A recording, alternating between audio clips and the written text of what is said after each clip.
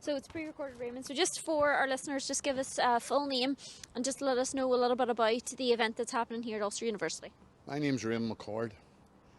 I campaign for my son who was murdered and other victims. Today in the Ulster University we'll have an event. I'm chairing Declan Morgan, the former Lord Chief Justice, will be sitting with me. Question and answer debate on the Legacy Act and the ICRIR. So just tell us, what was it that motivated you to want to hold and chair an event like this? What is it that you're hoping will, the families, the likes of yourselves, solicitors and things like that, what is the desired outcome? Well, first of all, I'm giving Sir Declan Morgan the opportunity to explain about his commission. As the Chief Commissioner, we oppose it and I oppose it. But like some other ones, I believe that he should be given an opportunity to explain it.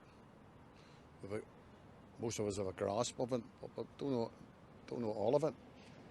This afternoon, we'll know all the ins and outs, and what we've heard, totally reject it.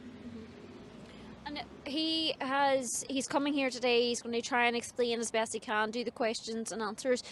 Is there a sense? Is there an open-mindedness going to this? We know you reject this, but is there an open-mindedness that, depending on what he says, there might be a softening towards it, or do you think that it is going to be a complete?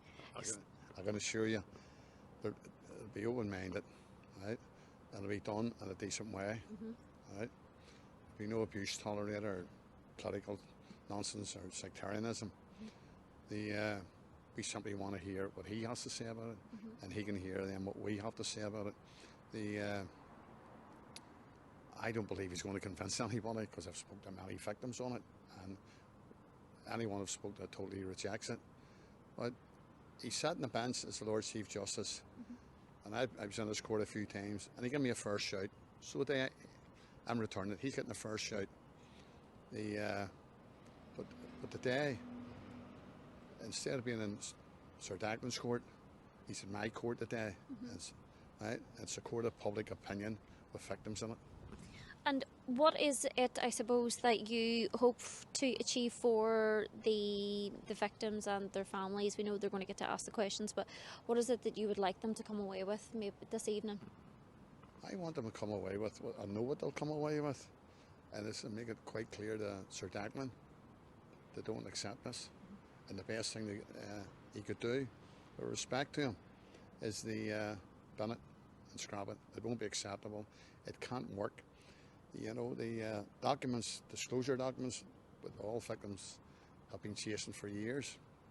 The courts have held them back because the police refused to give them. The police have declared they'll hand over the disclosure documents on with Sir Declan's team. But my barristers or any barristers won't be allowed to see them.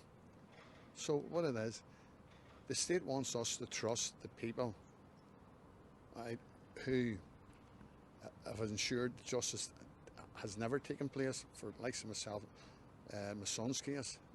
You know, there's people that are fighting 50 years. We hear the likes of Eugene Reevy's family, 3 brothers and all, brutally murdered, and their files are closed for some like 60 years. This is part of that process.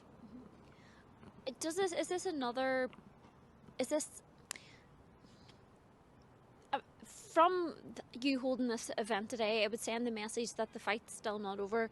You're still going to keep pushing. Would that be safe to say, that you will continue to push and push and push as long as you can? Well, we aren't going away anyway, right? Victims, make no mistake about it. The government can do and try whatever they want, try and manoeuvre, bring bills in. Because the bills in doesn't mean it's going to stay law. We'll fight not just this, but we're going to fight the bill as well. You know, this is one thing, it's unified victims. It's unified victims and it's unified political parties. But unlike the political parties, we've stayed together. And we will stay together till they defeat the bill. Is this another way of giving, I suppose, another feather in the cap, or giving more information, more knowledge to the people that are fighting against this bill? It seems like from what I'm getting from you is that you want everybody to be as up to date, as educated, and as aware as they possibly can. It just seems like you're trying to make sure that everybody has a breadth of knowledge in terms of this. Would that be safe to say? Well, we want the victims to know everything about this bill,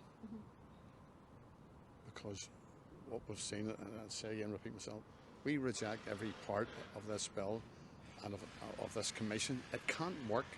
It can't work when when the people who represent you for years, your barristers, aren't allowed to see documentation. Before, they wouldn't hand it over. So instead of not handing it over to us, they're going to hand it over to a commission who won't allow us to see it either. How's that justice? And you know what's disgusting? We're part of the UK here. Why is this the only part of the UK such a bill comes into? They wouldn't do it in Glasgow. They wouldn't do it in London. Right? They wouldn't do it in Cardiff. It's getting imposed on us.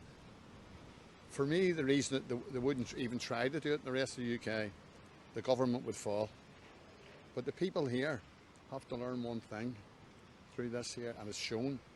The British government, why it's Conservative of Labour, don't care about the citizens of this country, whether you're unionist, nationalist or other. They've no concern for us whatsoever. Okay, I've asked all my questions. Is there anything I haven't covered that you want to add? No, that's it. I think that's it. That's it. You sure? Great, thank you so much.